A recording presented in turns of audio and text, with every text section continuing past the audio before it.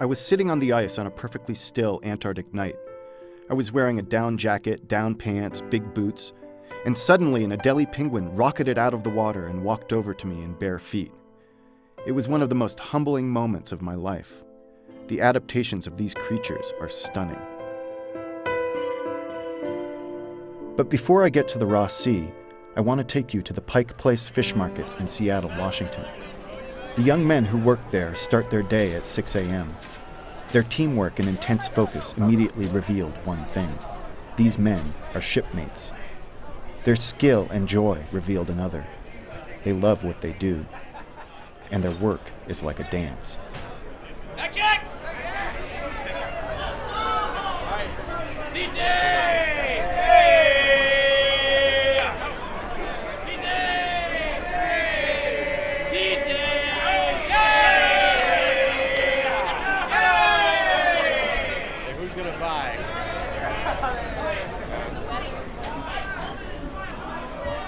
There were moments during my 2 days at the fish market that seemed timeless. What I mean is that I felt connected both to the present moment and in some way to an ancient, noble art of the sea.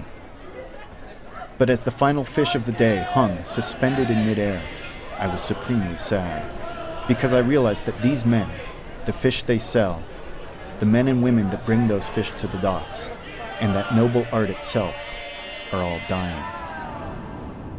To explain this statement and my sadness, I must back up and take a look at the world's ocean, which I did.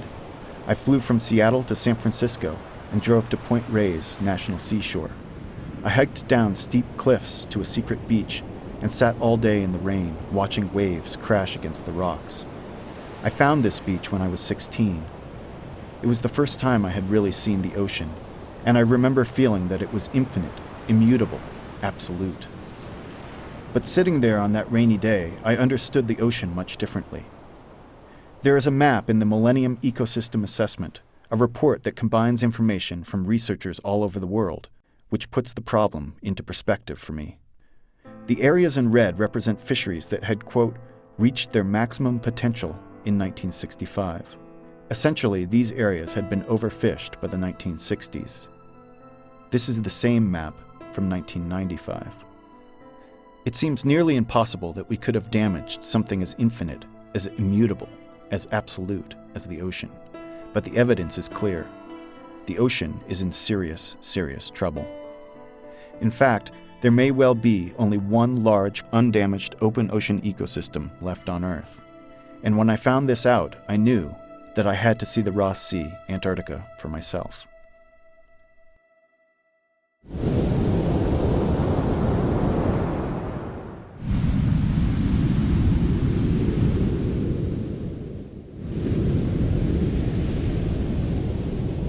The Ross Sea is a 5-day trip from New Zealand across the Southern Ocean. Towering waves stretched to the edge of my imagination, and the 400-foot-long ship was thrown around like a toy. On the extremes of the worst rolls, I could walk on the walls. But out of the cauldron of waves and wind, the great birds of the Southern Ocean rode the fierce gusts with nonchalant precision.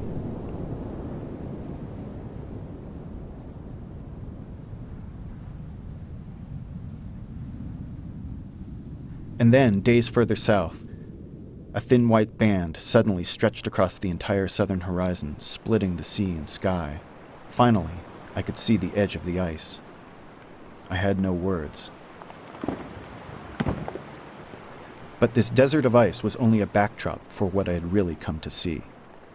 For 3 years I had been reading about the creatures that live in this extreme place. Nothing, however, could have prepared me for the flood of emotion when I saw them for the first time.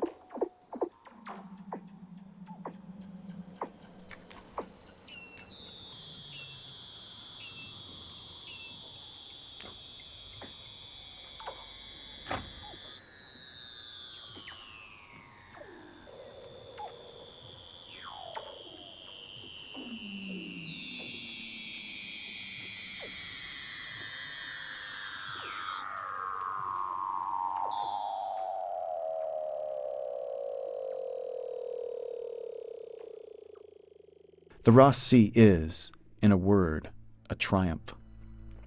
But the Ross Sea story has gotten complicated. In 1996, New Zealand started fishing for Chilean sea bass in the Ross Sea. The Chilean sea bass does not exist. The name was created to market two species of fish with much less appealing names, the Patagonian and Antarctic toothfish. The fishery has grown steadily and now takes over 3,000 tons of fish from the Ross Sea every year. But this number isn't important. What is important is the mounting evidence that toothfish are already disappearing from the Ross Sea, and that all members of an ecosystem are tightly tied together. They depend on each other in complex and sometimes counterintuitive ways. It is a grand play of checks and balances. And removing one actor in this play changes the plot entirely because the system itself acts like a single organism. And this gets me to the real point, the reason I had to see the Ross Sea for myself. The Ross Sea story is not just about fish, not just about the incredible organisms that live at the edge of the world. It is a story of interconnected communities.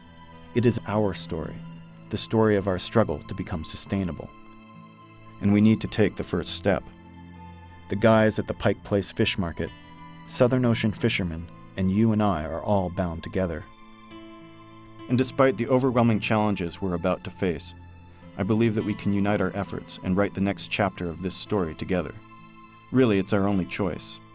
For the truth is that in the face of exponentially increasing pressure on our world resources, we all comprise a single community, and only in its balance can we find peace.